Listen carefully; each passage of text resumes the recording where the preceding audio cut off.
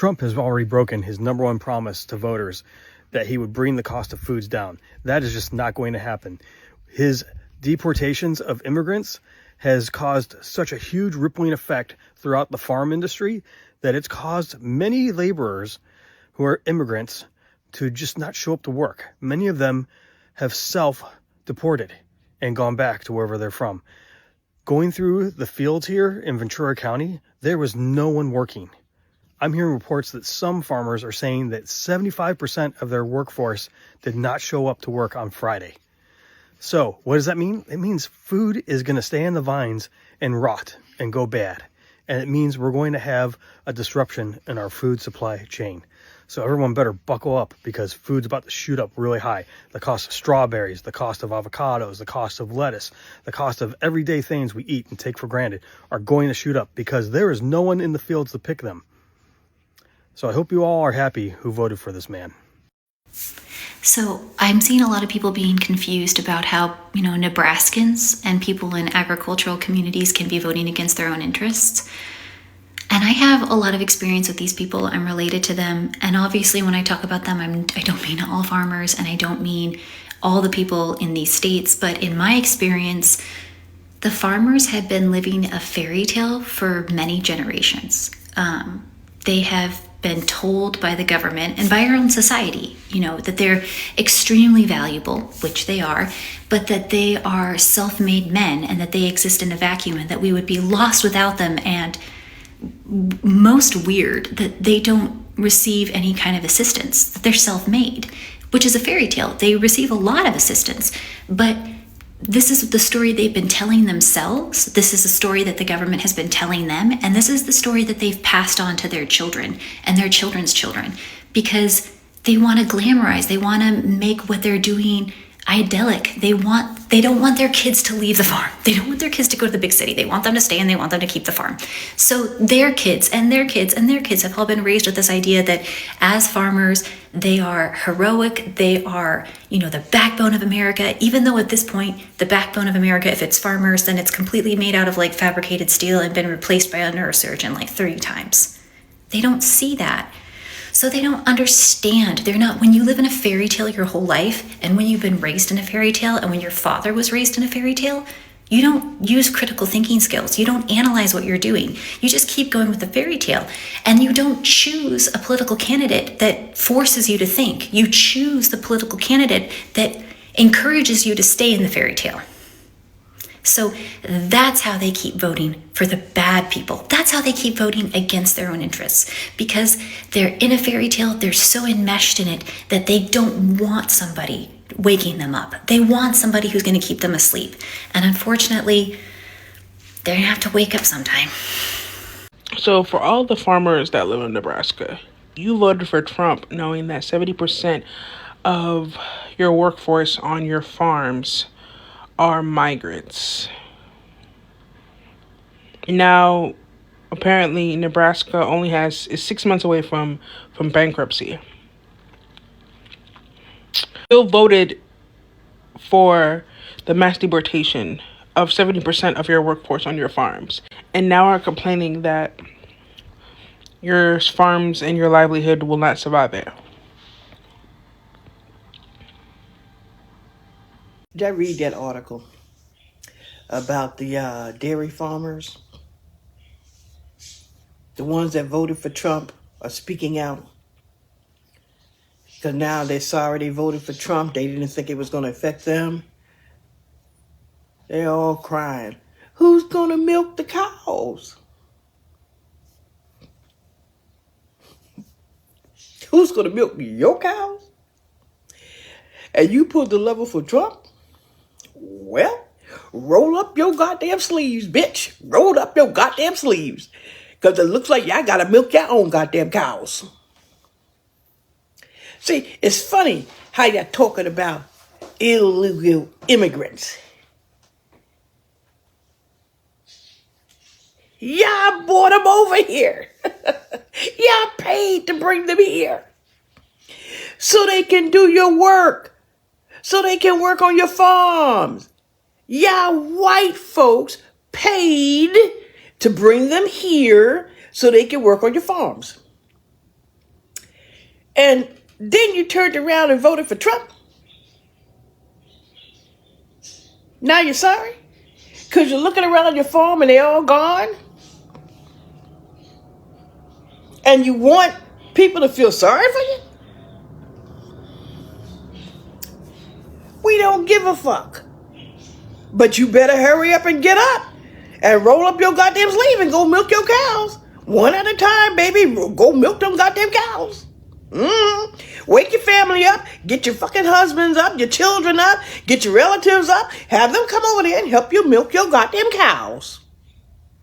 Because your ass should have thought about it before you went into that booth, pulled that lever with your full chest, and voted for Trump. Now, get up. Get up. Rise and shine, y'all. Go out there and milk your goddamn cows yourselves. Boy, Nebraska's got themselves in quite a mess, don't they? It was a while back that a lot of them were talking about losing their ranches and their farms. There was even a family that said they had a 300-year-old ranch that they were going to lose. I thought 300 years old. I wonder what the Native Americans think about that. However, they've voted strongly for President Donald Trump, and now a lot of them can't even keep workers on their ranches and farms to keep things going. And now you have people going straight into the businesses and rounding people up there, Omaha. Well, I guess sometimes you have to learn the hard way. It's not always about, well, that is for some. Anyways, have a great day, Nebraska. Have the day you deserve. Bye. All right, folks, thank you so much for clicking on this video. Thank you so much for always come back to watch our video. I always appreciate your support. Right now, as we speak, there is this conversation and this topic that more people are talking about, how these farmers that voted DT, these Trump-loving farmers, they don't have workers to work in their farms. Now, the question is, who is going to work in those farmers? We've seen that many reports are saying that there are no workers that have showed up in the farms or in other areas. ICE is hunting down in Nebraska, okay? And these workers are not showing up in the farms. So the farm owners, they don't have workers to work in the farms. The farm owners, they were expecting workers to come to work, but they didn't come. Now, the question is to these farmers, you guys, you're the one who voted to deport immigrants. You voted to deport illegal immigrants, okay? Right now, they are deporting the illegal immigrants, whereby now you don't have workers to work in your farms. And then this is where this saying come from, that Nebraska is going to go bankrupt because you guys don't have workers in your farms. There are no people that is going to work in your farms because the immigrants, some have been deported and others are hiding, and they are no longer interested in working in your farms because you haven't protected them. They were waiting for a protection, but you guys, you voted to deport them. So how do you think that these people are going to react? They are not going to come to work in your farms because you haven't protected them while they were working in those farms. So Nebraska's agriculture sector, particularly its meat packing and dairy industries, is facing severe labor shortage exacerbated by recent mass deportation of immigrant workers. The situation has left many farmers and food processors in critical blind, impacting their ability to operate and threatening the state's significant contribution to the national food supply. Now, many people are scared of food shortage. The reason why many people are scared of food shortage is because if the farmers doesn't have workers to pick the crops, to pick the harvest, so to pick the produce, so who is going to pick them? So it means all those produce are going to rot in the farms. The thing is, these farmers, they don't know the way they can do harvest without those people, because they used to harvest with those immigrants. The immigrants used to go in the farms to harvest or to work on the farms. But right now, the farm owners cannot go and work in those farms. Maybe they don't know how to work for the crops. They don't know how to take care of the crops. They don't know how the works the immigrant were working. They don't know the job that it takes to harvest the crops. Yes, they might be the investors, they might be the farm owners, but maybe some of them they don't know. We've seen a video and reports that many farmers they want people to milk their cows. They don't have people to milk the cows. So that work was supposed to be for the immigrants, but immigrants are not here. So these are the reasons why Nebraska is facing such reality. Yes, and many Nebraskans are asking why people are not caring about Nebraska. But I should ask this question also. Have you also cared about your Nebraska? Have you loved your Nebraska? The moment you went to vote against your own interest, the moment you went to vote, against your interest. So have you loved at least Nebraska?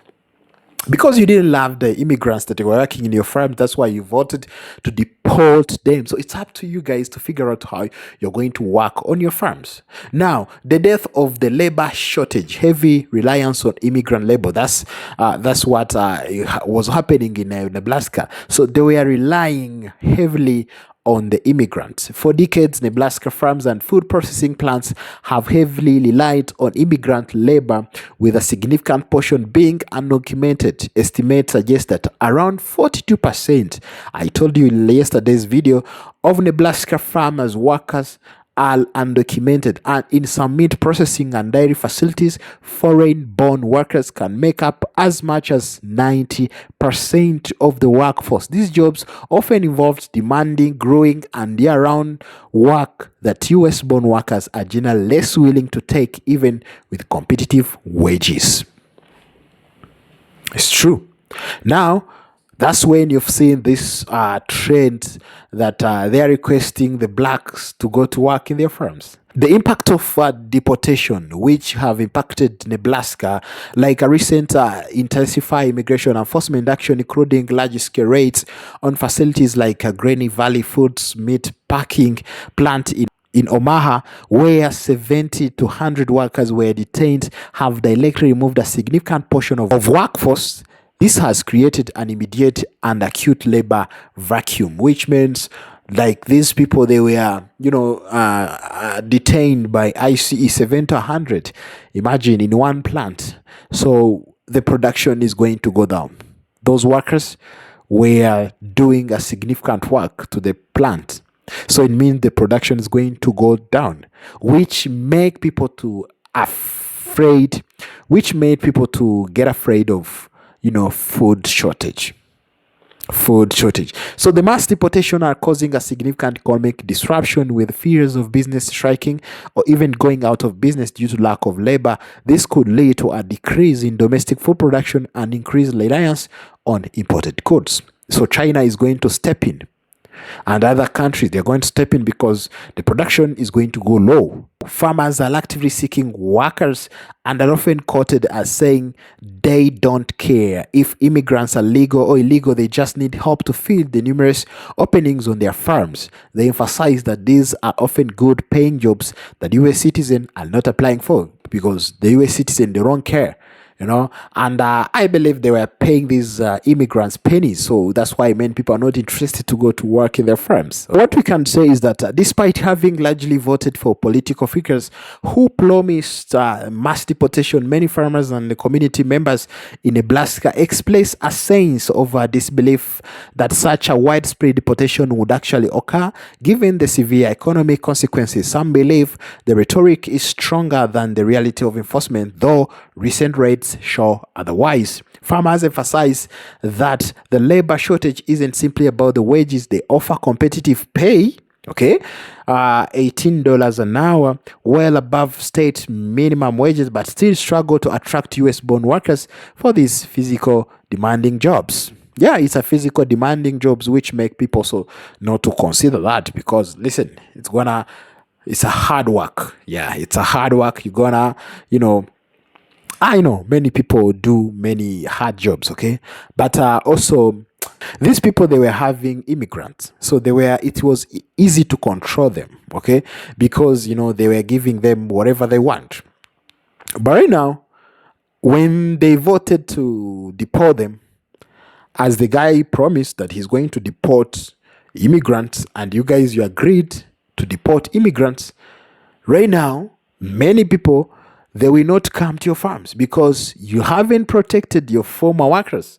You haven't protected the immigrants. So how are you going to protect these workers?